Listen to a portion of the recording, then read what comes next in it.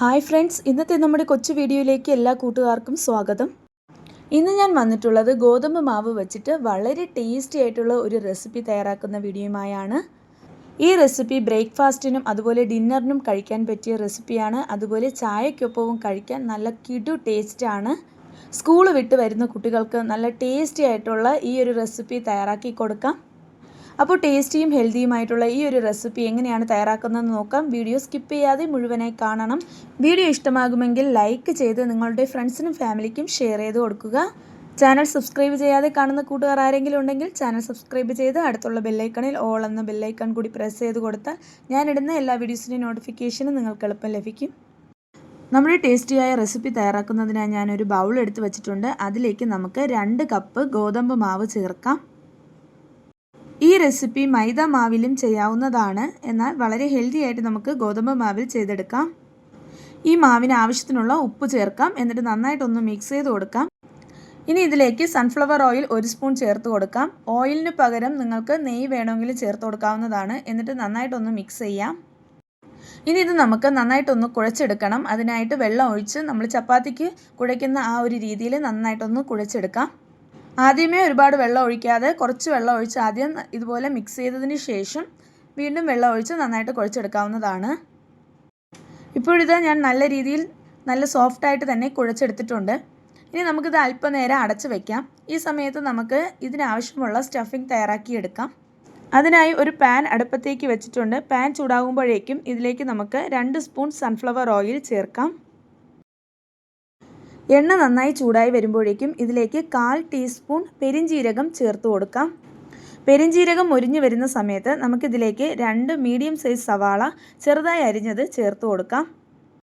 എന്നിട്ട് നമുക്കിത് നന്നായിട്ടൊന്ന് വഴറ്റാം. ഇനി ഇതിലേക്ക് 1 സ്പൂൺ ഇഞ്ചി വെളുത്തുള്ളി പേസ്റ്റ് ഇതിലേക്ക് ചേർക്കാം. ഞാൻ ചതച്ചിട്ടാണ് ചേർത്ത് കൊടുത്തിട്ടുള്ളത്. ഇനി ഇതിലേക്ക് എരിവിന് ആവശ്യമുള്ള പച്ചമുളക് ചേർക്കാം. 1 പച്ചമുളകാണ് ചെറുതായി അരിഞ്ഞ് ഞാൻ ചേർത്ത് കൊടുത്തത്. നന്നായിട്ടൊന്ന് വഴറ്റാം. നമ്മൾ ചേർത്തിട്ടുള്ള ഇഞ്ചി വെളുത്തുള്ളിയുടെ പച്ചമണം മാറുന്നത് വരെ നന്നായിട്ടൊന്ന് വഴറ്റാം. ആ സമയത്ത് നമ്മുടെ ഉള്ളിയും നന്നായിട്ട് വഴന്ന് കിട്ടും.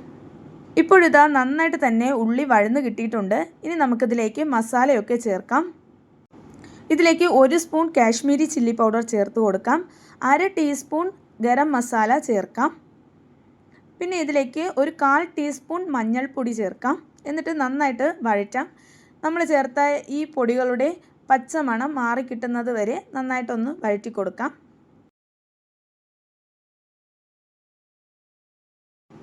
മസാലയൊക്കെ നന്നായി വഴറ്റിയതിന് ശേഷം ഇതിലേക്ക് 1 കപ്പ് ക്യാരറ്റ് ഗ്രേറ്റ് ചെയ്തത് ചേർത്ത് കൊടുക്കാം.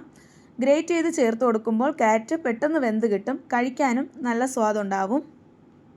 അതുപോലെ തന്നെ 1 കപ്പ് ഉരുളക്കിഴങ്ങ് ഗ്രേറ്റ് ചെയ്തതും കൂടി ചേർക്കാം.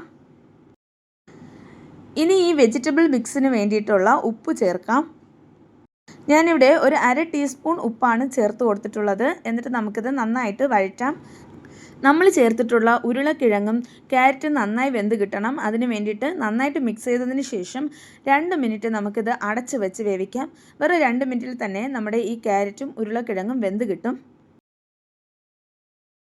ഇപ്പോൾ അടച്ച് വെച്ചിട്ട് 2 മിനിറ്റ് ആയിട്ടുണ്ട്.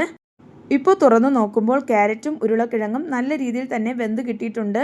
നന്നായിട്ടൊന്ന് മിക്സ് ചെയ്ത് കൊടുക്കാം. നന്നായി മിക്സ് ചെയ്തതിന് ശേഷം മല്ലിയില ചെറുതായി അരിഞ്ഞത് കൂടി ഇതിലേക്ക് ചേർക്കാം.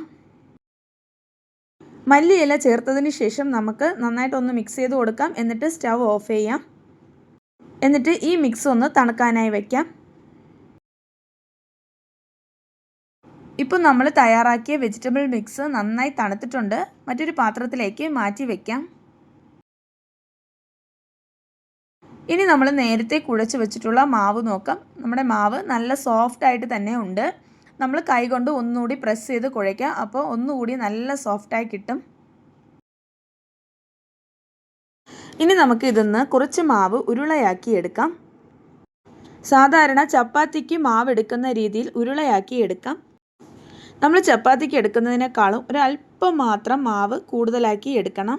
എന്നിട്ട് നമുക്കൊരു ചപ്പാത്തി പലകയിലേക്ക് ഈ മാവ് ഇട്ടിട്ട് നന്നായിട്ടൊന്ന് പരത്തിയെടുക്കാം. ഒരല്പം കനം കൂട്ടി നമുക്കിത് പരത്തിയെടുക്കാവുന്നതാണ്. ഇതിലേക്കാണ് നമ്മൾ ഉണ്ടാക്കി വെച്ചിട്ടുള്ള വെജിറ്റബിൾസ് വയ്ക്കുന്നത്. അതിന് വേണ്ടിയിട്ട് നമ്മൾ പരത്തുമ്പോൾ പൂരിക്ക് പരത്തുന്ന ആ ഒരു സൈസിലാണ് ആദ്യം പരത്തേണ്ടത്. ഞാൻ ഈ ഒരു സൈസിലാണ് മാവ് പരത്തിയെടുത്തത്. ഒരുപാട് നൈസും അല്ലാതെ ഒരുപാട് കട്ടിയല്ലാതെ ഈ ഒരു രീതിയിൽ പരത്തിയെടുത്തിട്ടുണ്ട്. ഇനി നമ്മളിതിലേക്ക് നമ്മൾ തയ്യാറാക്കി വെച്ചിട്ടുള്ള വെജിറ്റബിൾ വയ്ക്കാം. ഒരു 2 സ്പൂൺ അളവിലാണ് ഞാൻ വെജിറ്റബിൾസ് വയ്ക്കുന്നത്. നിങ്ങൾക്ക് വേണമെങ്കിൽ ഇതിൽ കുറച്ചും ചേർക്കാം, അല്ലെങ്കിൽ കൂടുതൽ വേണമെങ്കിലും ചേർക്കാം. നിങ്ങൾക്ക് എളുപ്പം പരത്താൻ പറ്റുന്ന രീതിയിൽ സ്റ്റഫിംഗ് വെച്ചാൽ മതിയാകും. ഇനി ഈ മാവിൻ്റെ അരികു വശം ഈ വീഡിയോയിൽ കാണുന്നത് പോലെ ഒരുമിച്ചാക്കി എടുക്കാം. ഇപ്പോൾ നമ്മൾ പരത്തി വെച്ചിട്ടുള്ള മാവിൻ്റെ അരികു വശമൊക്കെ ഒരുമിച്ചാക്കി എടുത്തിട്ടുണ്ട്. മാവ് ഒരുമിച്ചാക്കിയതിന് ശേഷം ഇതേപോലെ ബാക്കി വരുന്നത് പ്രസ് ചെയ്ത് നമുക്ക് മാറ്റാം. ഈ മാവ് നമ്മൾ നേരത്തെ കുഴച്ച് വെച്ചിട്ടുള്ള മാവിനോടൊപ്പം ചേർത്ത് വയ്ക്കാം. ഇനി ഈ മാവിൻ്റെ പുറത്തേക്ക് കുറച്ച് ഗോതമ്പ് പൊടി ഇട്ട് കൊടുക്കാം. എന്നിട്ടിത് നമുക്ക് പതുക്കെ പരത്തിയെടുക്കാം. മാവ് പരത്തുമ്പോൾ നല്ല സോഫ്റ്റായിട്ട് തന്നെ പരത്തണം, അല്ലെങ്കിൽ നമ്മൾ മാവിനുള്ളിൽ വെച്ചിട്ടുള്ള സ്റ്റഫിംഗ് പുറത്ത് വരും. അതുകൊണ്ട് നല്ല സോഫ്റ്റായിട്ട് തന്നെ പരത്തുക. ഇപ്പോഴിതാ ഞാൻ പരത്തിയെടുത്തിട്ടുണ്ട്. ഞാനിതാ ഈ ഒരു സൈസിലാണ് പരത്തിയെടുത്തത്. ഇപ്പോഴിതാ സ്റ്റഫിംഗ് ഒക്കെ പുറത്ത് വരാതെ തന്നെ നമ്മൾ നന്നായിട്ട് പരത്തിയെടുത്തിട്ടുണ്ട്. ഇനി നമുക്ക് ഈ പരത്തിയെടുത്തത് മറ്റൊരു പാത്രത്തിലേക്ക് മാറ്റി വയ്ക്കാം. ഇനി ബാക്കിയുള്ള മാവ് ഇതേപോലെ തയ്യാറാക്കി എടുക്കാം. ഇപ്പോൾ ഞാൻ ഒരു പ്രാവശ്യം കൂടി മാവ് പരത്തുന്നത് കാണിച്ചു തരുന്നുണ്ട്.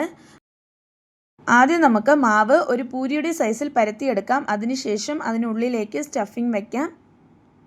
എന്നിട്ട് മാവിൻ്റെ അരികൊക്കെ ചേർത്ത് നമുക്ക് ഒരുമിച്ചാക്കി എടുക്കാം. വീഡിയോയിൽ കാണുന്നത് പോലെ ചുരുട്ടിയെടുത്താൽ നമുക്ക് നന്നായിട്ട് തന്നെ ഉള്ളിൽ സ്റ്റഫിംഗ് വയ്ക്കാനായിട്ട് പറ്റും.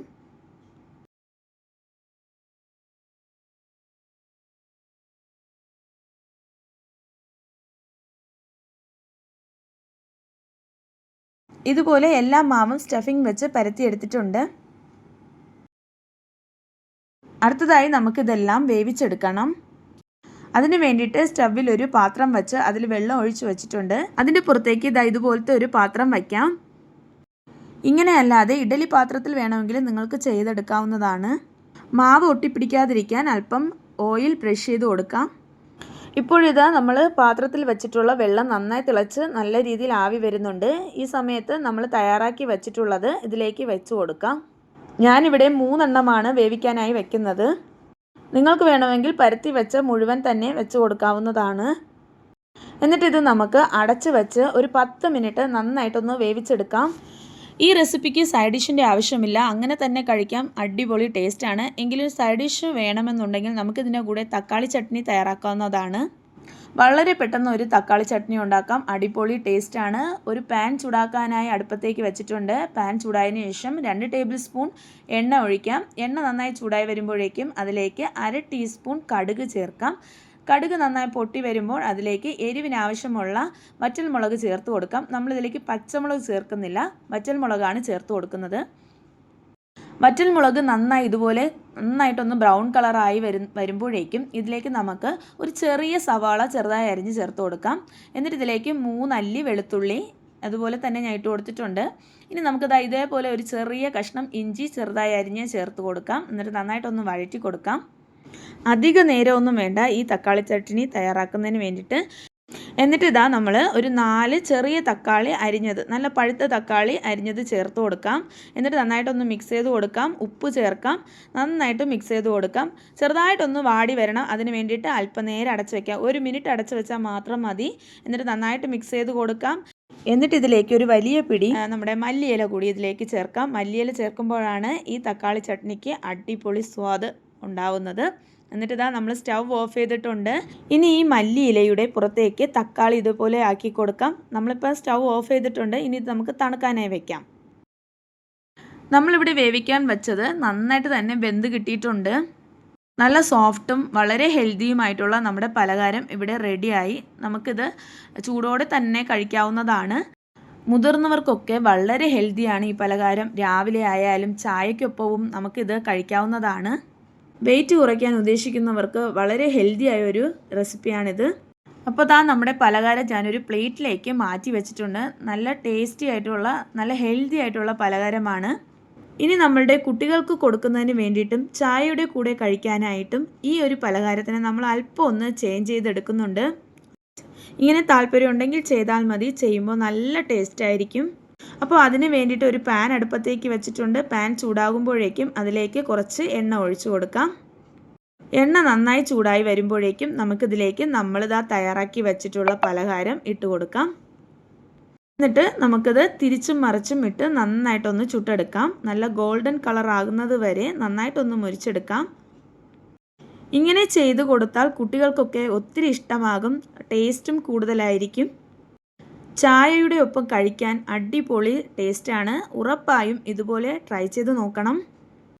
അപ്പോൾ ഈ ഒരു റെസിപ്പി നമുക്ക് ബ്രേക്ക്ഫാസ്റ്റ് ആയിട്ടും ഡിന്നറിനായിട്ടും കഴിക്കാം. അതുപോലെ ചായയോടൊപ്പം ഇതേപോലെ എണ്ണയിൽ ഫ്രൈ ചെയ്ത് കഴിക്കാവുന്നതാണ്. ഒരുപാട് എണ്ണയുടെ ആവശ്യമൊന്നുമില്ല. അത് അല്പം എണ്ണ മാത്രം മതി.